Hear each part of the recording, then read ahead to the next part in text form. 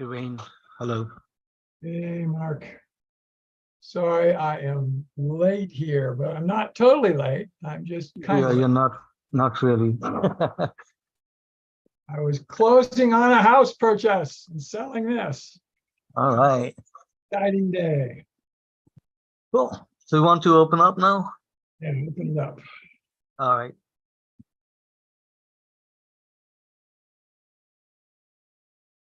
We are on. Hey, everybody. How are y'all doing today? I am going to move my camera one more time here. Just get it focused a little different. There we go. How's everybody?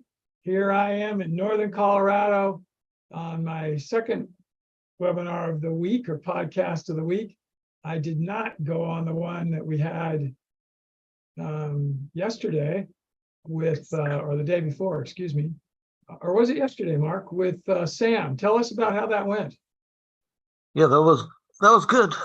He was talking about. He was really passionate about what he does, agriculture, and all those things. Was really good. And his place is where? It's in New Jersey, I believe. Yeah, New Jersey or New York. Close. It's off. It's slightly. You have very fast fingers. Yeah, amazing. Um, well, I got on right before here today. I was just telling Mark because we have closed on selling our property here in Colorado and buying a property in Nampa, Idaho, which is in the Boise, Idaho area. And I'll just quit the house that we had 33 years ago. And I've never talked to anyone else that's done that. Unless it was maybe a house they lived in as a child. In my case, I was 38, and then moved back when you do the math. I'm not going to mention that number. So anyway, but mainly I want to talk about topics that you'd like to talk about. And the only way I can find out what those are is if you, at least as of a few seconds ago, thoughts, and you could do the same. The number of you that are out there, I'd sure appreciate it. Why don't you all also just briefly put in there a 1 if you're hearing me all right and saying, and then put a 1 in. And also if you're hearing fine, and just put a 1 in for those two things. And then maybe just put sort of where you're at in the world. That'd be really nice. And and yeah, thumbs up that just went past. So that was cool. Again, if you're listening to this as a replay, you can still put questions in.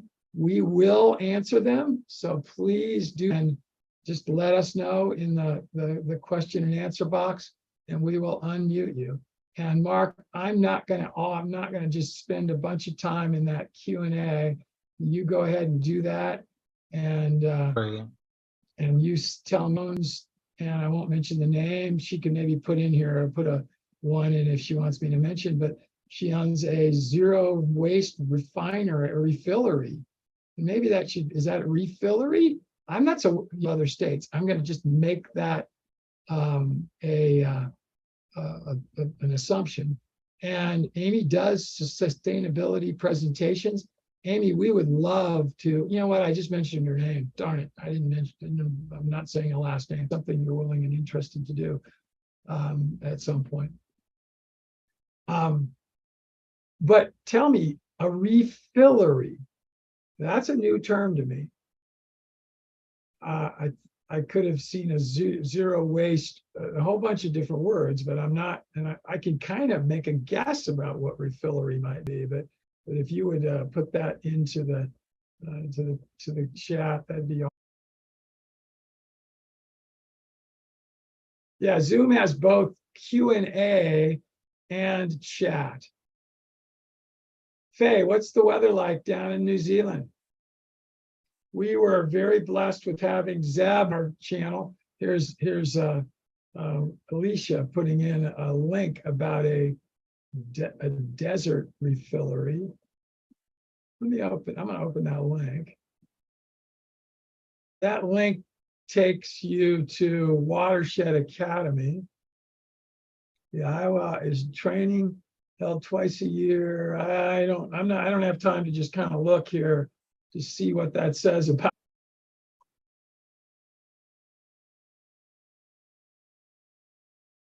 Oh, that was Alicia not talking about the watershed, about the refillery. She was just asking about have I heard of the Iowa Watershed Academy for educational types of sessions? There's links there that'll talk about some things they've done in previous ones. So that's kind of cool. But no, I've not heard of that one specific.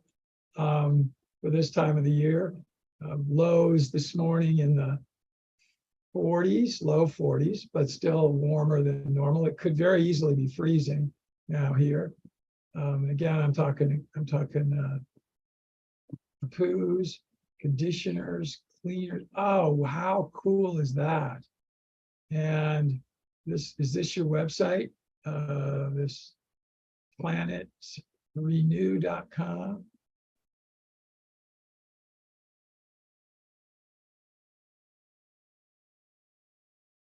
All right, Mark, can I easily share my screen? I can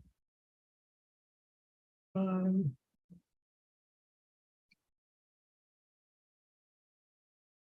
Everybody see that?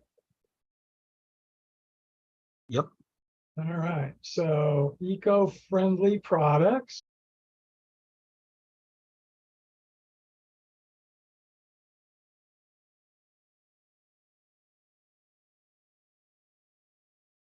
Walnut Creek, yep, it looks like it is because Mountain. Wow, everybody, this is very cool. I'm so appreciative of this. As I move to the Boise, Idaho area, will I be able to find something? Oh, that's actually on your site. I apologize, I clicked the wrong place here. I'm gonna get rid of that.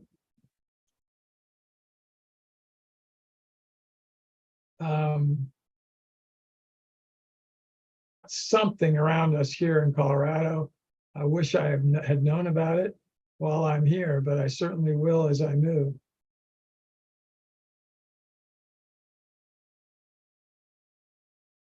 Kind of a postal service also.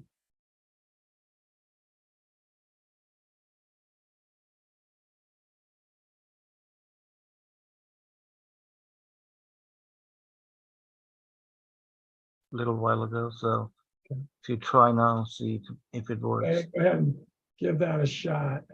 Right.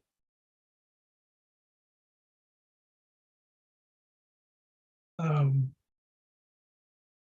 there is one. Will people just come in physically with what they need to refill, or can they also, or will they also send things to you to refill? So they will only allow refills with the purchase of a glass or aluminum bottle. But does that get sent back to you then? Let me see here. If anybody else is seeing it, you guys can throw it in also. Everybody's shy. They don't want to come on and talk. And that's fine. Here, 300,000 tons of plastic just from cleaning and personal care plastic containers. Unbelievable number. Kind Laundry, which is a pad that we put in for our laundry, and again it just dissolves, and again there's no waste from that. Interestingly, there is a cardboard box that it comes in our stores, farmers markets, or events. It's a bring your own container.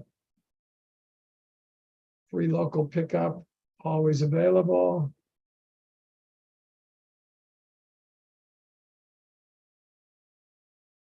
Shampoos or body wash. Oh shoot, this is smaller, but Purosity is $276. These seem like incredibly reasonable prices.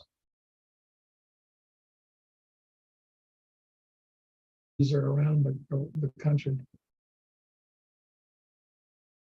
Or the world. Mark, have you heard of anything like this in Bangladesh? No, not in my country. But we had a guest come on, I think, for water.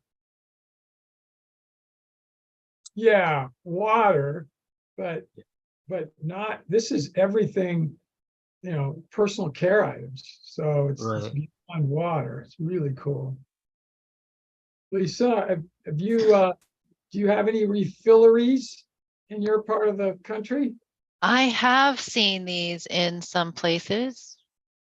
So,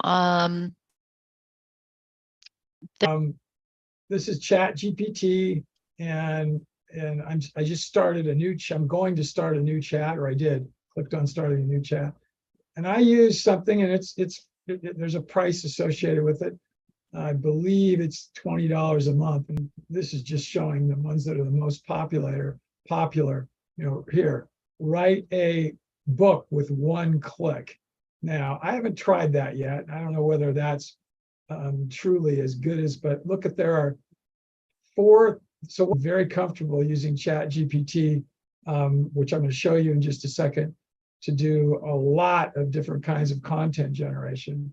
And there are a lot of problems with it, but I'm going to actually start this chat, and we're going to talk about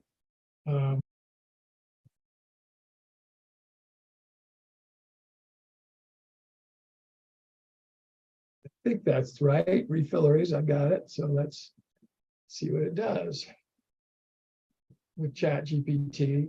And it gives you some false information. You really always want to check things out. So example is I have just been writing a book on something called Jerusalem artichoke. If you've never even heard of them, and put a 5 in, let's say, and this is in the Q&A or in the chat, if you sort of kind of maybe have heard of them, but not sure what they are. Everybody.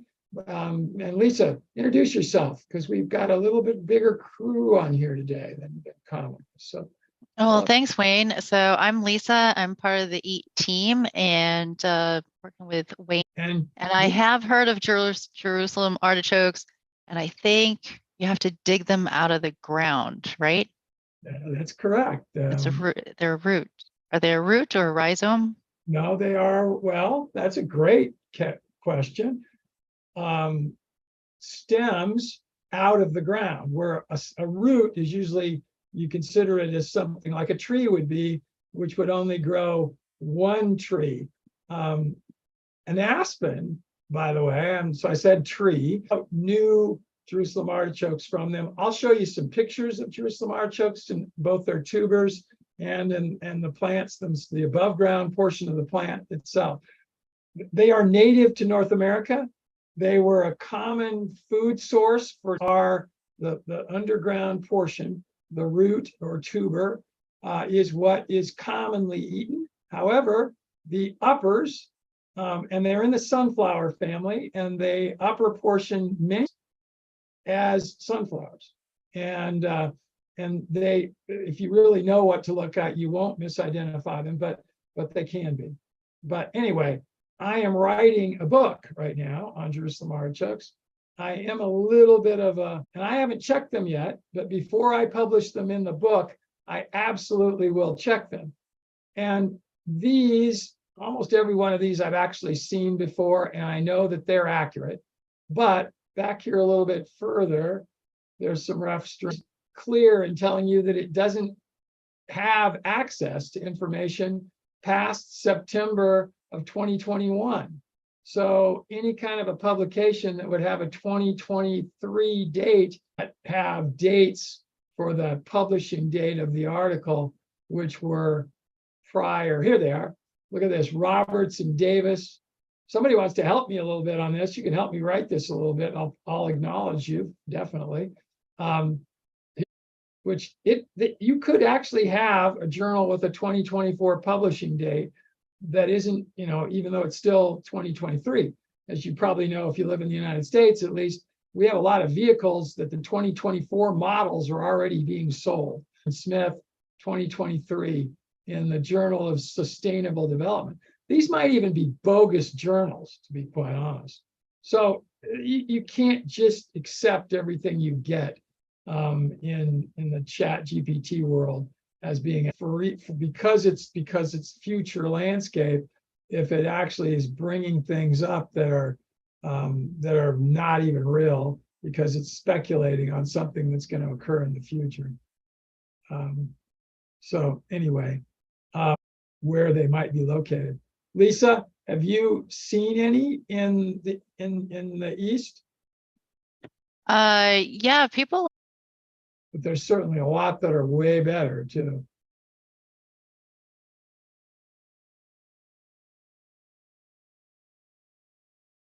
So we have found an online store, but it's best to refill in person. Okay, and they have one. So it's best to have access to a refill store. My customers bring in their own containers and only pay per ounce. That's pretty cool. So you'll refill per ounce. Less plastic used, less toxins. All very, very cool.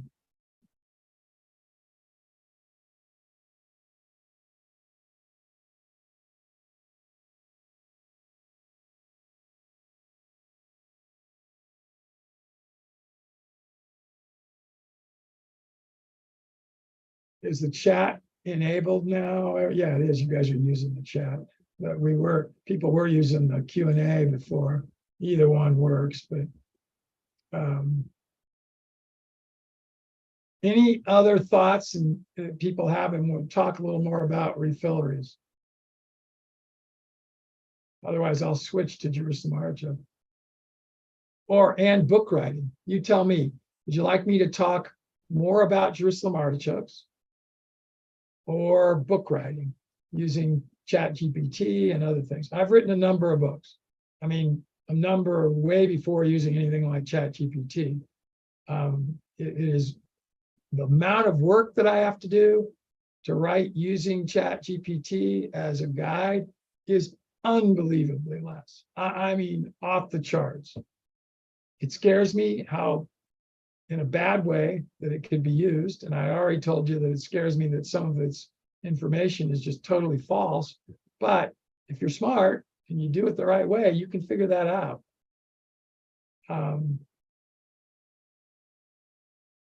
But let's see in the chat, let's see what people are saying. And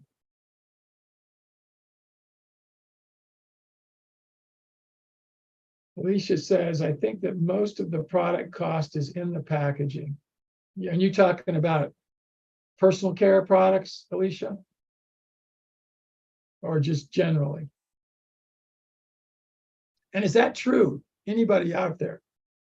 For personal care items, is a lot of more than 50% of the cost in the actual packaging? Could be. She said general.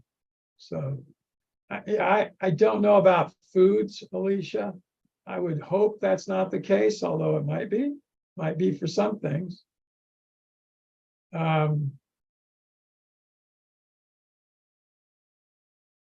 Obviously, buying in bulk, food-wise, if you're buying 50 pounds of rice, 50 pounds of wheat, and you're buying it in a package that's got the 50 pounds, that the price of the packaging is considerably less than it would be if you buy a pound of rice in some kind of a container, which is probably also going to be reusable.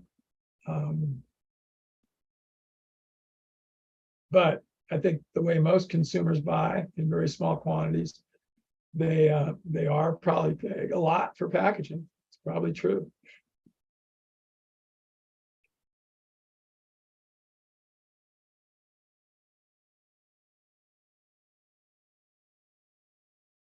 By the way, I did this one in GPT 3.5. If you have use of Chat GPT, highly recommend using 4.0. It's gotten to be really good. Might say here when this was last updated.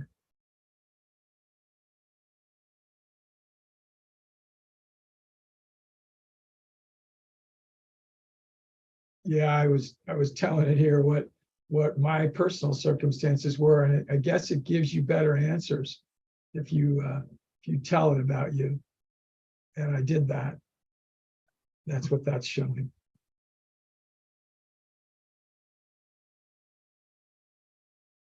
Jerusalem artichokes. Let's go to that for a second. We can move to something else. A little bit why I'm kind of an expert. In 1982, I was running a company in Sioux Falls, South Dakota, which is an agriculture area, big time agriculture, by far at that time the largest industry there in the region. Sioux Falls is a fairly large city for that region. At that time, we would say it was the second largest city in a 5-state area. Those 5 states being South Dakota, North Dakota, Wyoming, Montana, and Idaho. And the only reason it was second is that Boise, Idaho was larger in Idaho. So I guess if you said a 4-state area, South Dakota, North Dakota, Montana, and Wyoming, it would be the largest city. I think it still is today, still the second largest. Boise has grown dramatically. Sioux Falls has grown a lot, but not as much as Boise, but it's still larger. Anyway, I mentioned that only because I had a company that did a lot of different kinds of things. And one of those was we did literature research for different parties that wanted to get information, which is something that this is pre-internet. So you could not, you weren't able to Google something.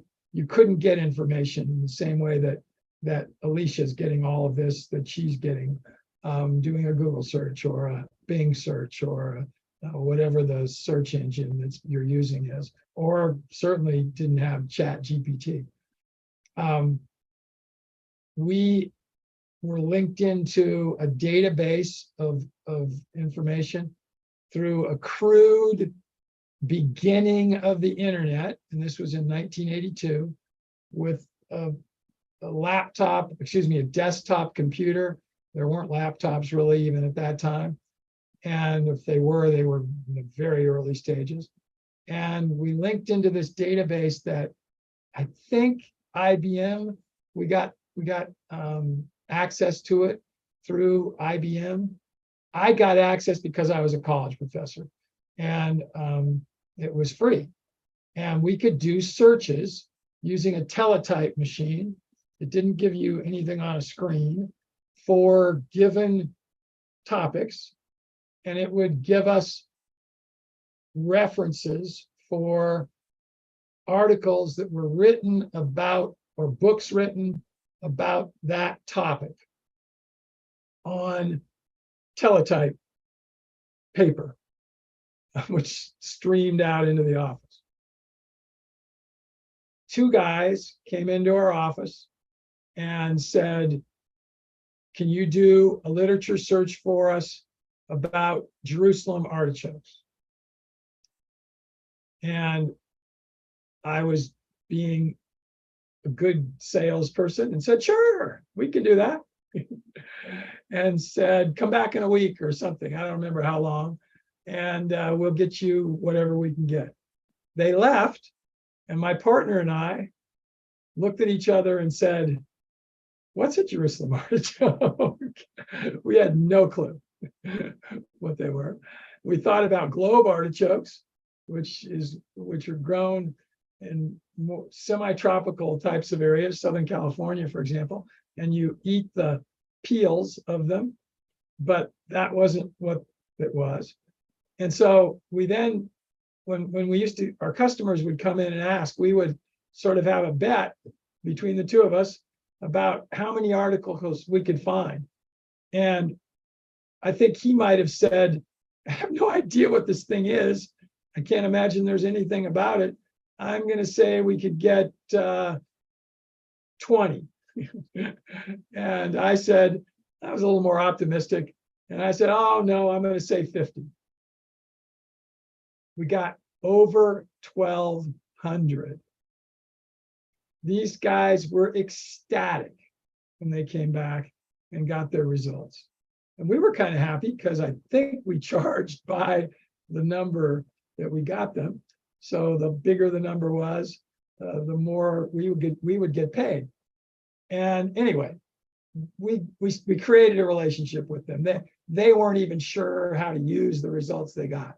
There were, by the way, the vast majority of these were from China, from Russia, from the Ukraine, and from, remember, this was before the breakup of the Soviet Union. So Ukraine was just a province inside the Soviet Union, but there were results specific. And I actually say that because today, probably more Jerusalem artichokes are grown commercially in the world in the Ukraine than anywhere else. It's possible China has more, but they don't publish very accurately what they produce for anything. So, but anyway, the vast majority of these 1,200 articles were from the Ukraine, from Russia, more broadly, from China, from India, from Vietnam, interestingly, from Korea, and maybe there were that 50 or 20 that we had this bet about that were from the US.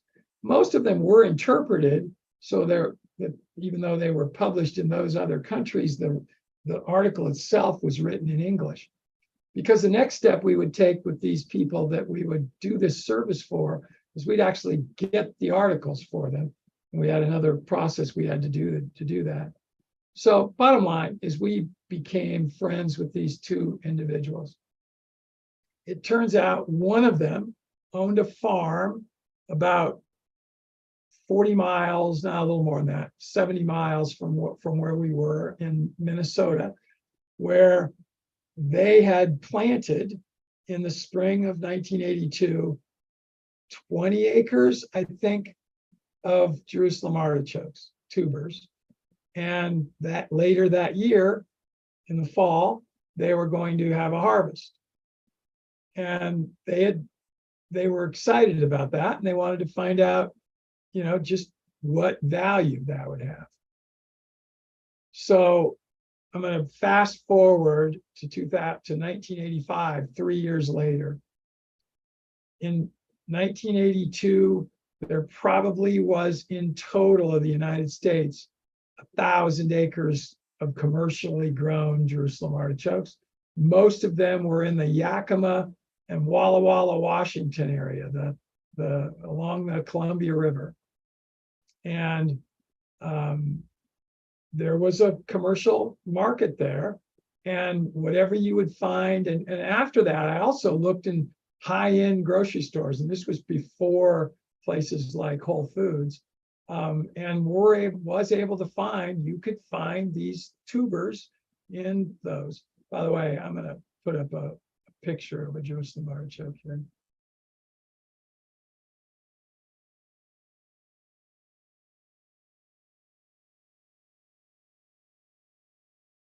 Mark, keep telling me if people are either making comments or asking questions.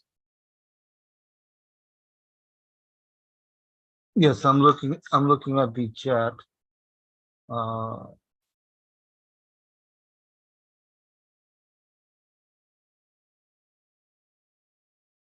So here are pictures of the flowers. Again, very sunflowerish, correct? Everybody agree? Here is a plant, very small, by the way. Here is a one that's probably, 3 feet high, still very small. Here are the tubers. This one's been shaved, so they are almost always very irregular in shape. which is somewhat problematic for harvesting. It's not like a potato that could be harvested really easily because they're all the same shape. These have had these, that's not how they came out of the ground. When they come out of the ground, they look like this and that. I was hoping there'd be a picture here of a field, like a big cornfield, 20 acres. Here's a more likely picture of how big they can get. I have seen them in a number of locations 12 feet tall. They can be prolific in terms of their size and their densities. Here's some that are more like a cornfield. Oh, shoot, I lost them. Where'd they go? What did I do? I didn't click on it. Where'd it go? Shoot.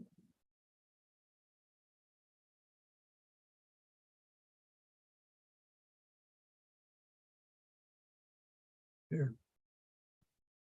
Tiny farm blog. Let's just see what this says. Here's somebody that's talking about them in their blog in 2008, and they were harvesting them probably. By the way, another name they have is sunchokes. That's kind of a more common name. So anyway, I said fast forward from 1982 to 1985.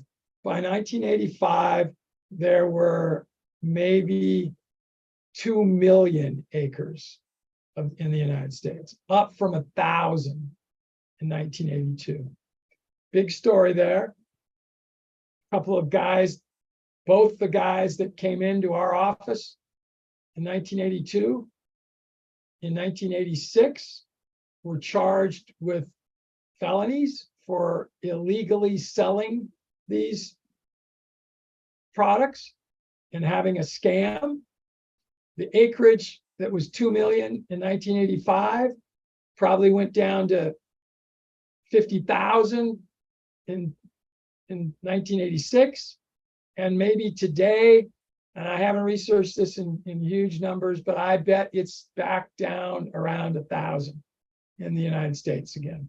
And most again produced in that one area of Washington where there have been farmers that have been producing it for years. And I'm sure they've been selling it from there for that long period of time. Still very greatly grown. Anyway, during that process, I at one time had 15 employees out around the world in mostly North America, doing studies with farmers who were growing Jerusalem artichokes during the summers or during the growing seasons of 1982, 83, 84, and 85. I probably have more agricultural data on Jerusalem artichokes than anyone in the world. We had farmers that would provide us surveys throughout the growing season of about 100 different variables that they measure: rainfall, numbers of days of sunlight, pests, all kinds of things. And they were all over the North America in every climate below the Arctic Circle that you could imagine. And I gave the keynote speech at the World Symposium on Jerusalem artichokes held in Seoul, Korea in 1988. And I've done a lot of research through the years on Jerusalem artichokes. I haven't very recently. So probably the last year that I did anything of any great amount was 1990. And I've published a number of articles about Jerusalem artichokes, never written a book. So that's why I finally decided to take the plunge and go ahead and write a book, because I think this crop is greatly underutilized in a commercial sense. One of the things that it can do is phytoremediate, which means you can plant it on soil that's contaminated with metals, with hydrocarbons, other bad things, and it will take that out of the soil. Now, those are not going to be tubers you can eat, but it'll take them out of the soil, and then you would have to deal with that, but still much more green, much more regenerative, much more sustainable than any other kinds of ways you would treat that soil. And the reason it's a great way to do it is that once a Jerusalem artichoke is growing somewhere, and I'm curious, Faye, if you've had what experience you've had with this. And Lisa, you said you've actually grown some, at least you've seen some in gardens and such, maybe. You can't get rid of them. The tubers will spread. The next year, they're going to come up again. And if you had 2 plants this year, you'll have 20 next year. And if you have 20 next year, you let them grow, you'll have 200 the following year. They will become incredibly prolific and dense. The tubers are not the only thing that have edible value. The uppers, the stems, the leaves, the flowers even, will make incredible livestock feed. So all of this, high protein, really good nutrients, again, depending on the soils that they're grown in, and can be also of value. So they could be a much more broadly grown crop. In the Ukraine and Russia, there are millions of acres of them, and they are used as both human food and livestock food. And the only way you can get rid of them is really deep digging or horrible chemicals, which I don't recommend doing at all. But you can deep dig and get rid of them, go several, maybe a foot or 2 down into the ground. The tubers stay fairly close to the surface. They don't get really deep in most soil types. So Mark, any other questions, comments? I see a couple of comments. One is from Alicia. She says, check out the video of Wayne Dorband. So I think she has one of your videos in here in the chat. And then she says, very hairy stems and leaves. Well, that was Faye saying that, and that's based on her That's Faye, experience. yes. And yeah. How did you deal with that in terms of then using them for some kind of a food, Faye? Did you just peel them? Did you take the I'll just call them the skins off of them?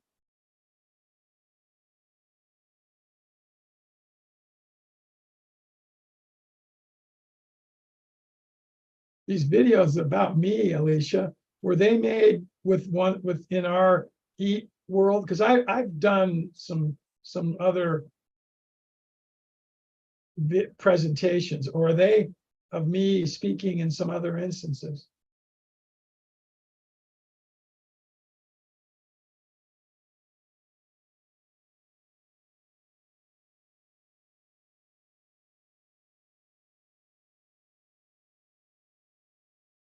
They don't store well. This is Faye saying they're invasive, need to grow and contain. Yes, absolutely. Thrown away roots will sprout. That's exactly right. That's what I was saying. I'm sure they weren't native to New Zealand. They're great roasted. Yes, they are. They'll make great soup. They have something in them called inulin, which is not insulin, but inulin, which is a safe sugar, and a very good one, high in fructose rather than sucrose. There's some really good nutritional qualities. So for example, a diabetic can use sweetening from Jerusalem artichokes in a much safer way than they could from other kinds of sugars. Inulin is actually used, again, in some pharmaceuticals for diabetics. They don't store well unless kept in the ground. That also is accurate. and even meaning you can't put them in a root cellar, for example, like you could potatoes, and have them store. They'll dry out. Has been my experience, at least. Here's one that Alicia put in about the complete guide to plant care and harvest. I mean, if you're growing them in a garden setting and you can isolate them, grow them in a raised bed, for example, that it's got some screening plastic, let's say, I hate to say it, but let's say recyclable type of plastic that's on the bottom of it, then you would keep them contained. You can't do anything wrong with them. It's really amazing. They will grow in anything, any soil type, not great soil conditions, and they'll grow and produce both the uppers and the lowers, the tubers. It's weird how easily it is for me to get back in the vernacular that I would use all the time with them.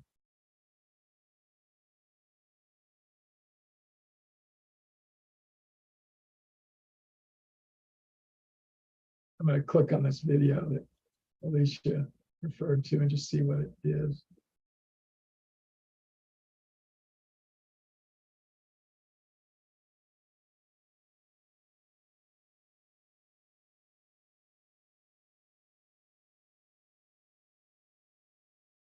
Well, we'll do that later.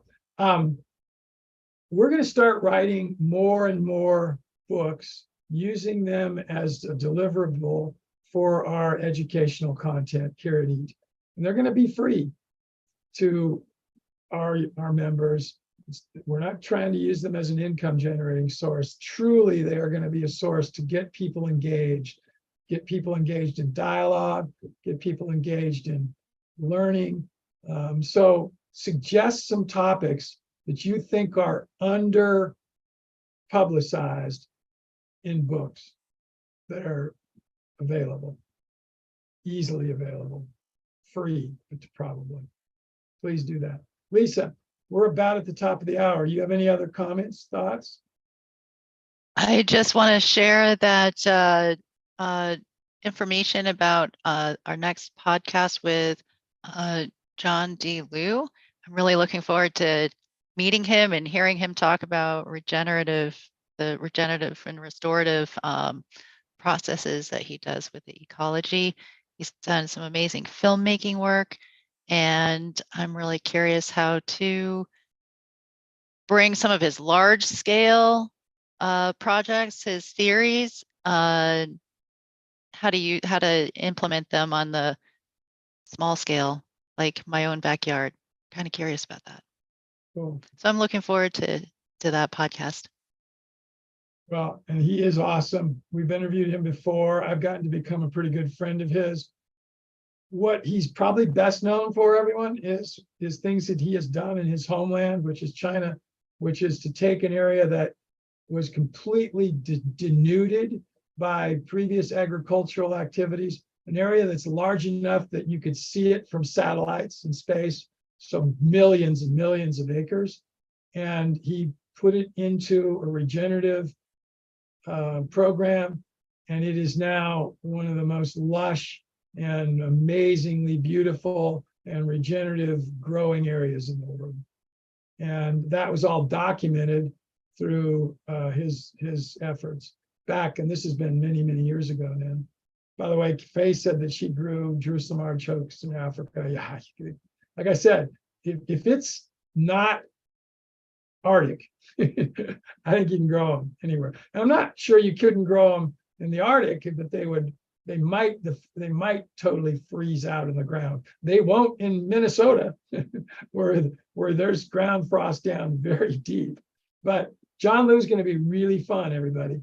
And that is next Alicia, next week, correct? October 11th. So it's a couple weeks. Yeah. 10 days. Yeah. Tomorrow, who do we have for replay, Mark? We have Alexis Ziegler. Yep. And he's got some awesome sessions on very practical types of applications, things that you can do.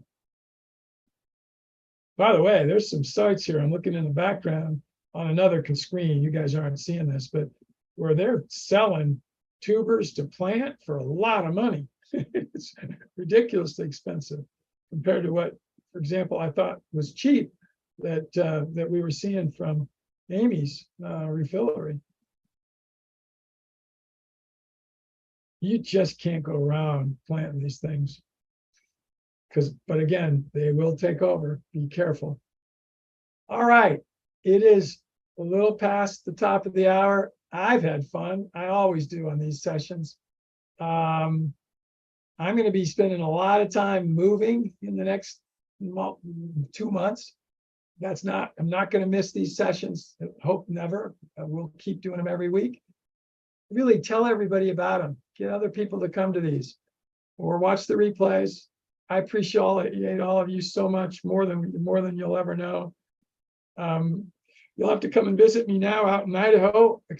Other than we still are going to have a connection here to our place in Colorado. We have one of the coolest regenerative agricultural operations in the world right out that window that I'm pointing to right there.